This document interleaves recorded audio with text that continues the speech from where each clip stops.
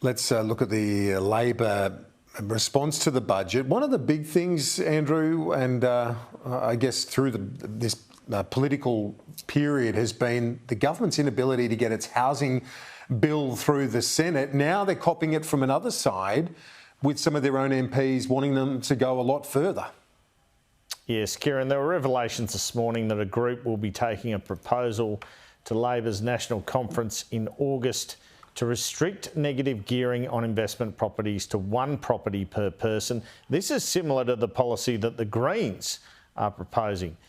Well, Anthony Albanese is no stranger as a former left-wing warrior to taking motions to National Conference that never end up succeeding, and he was dismissing this one this morning.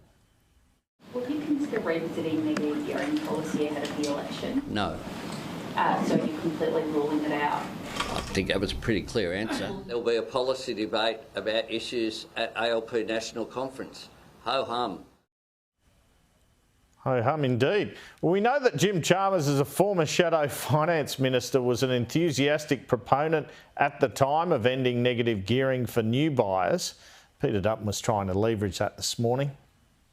There is a huge divide now between the Prime Minister and the Treasurer and the backbench. The Treasurer is on the record repeatedly saying that if you don't have a change to capital gains tax, when he talks change he means an increase in capital gains tax. If you don't have a change to negative gearing, when he talks a change to negative gearing he's talking about an increase in the tax that applies to property investors, that the tax policy is not worth having.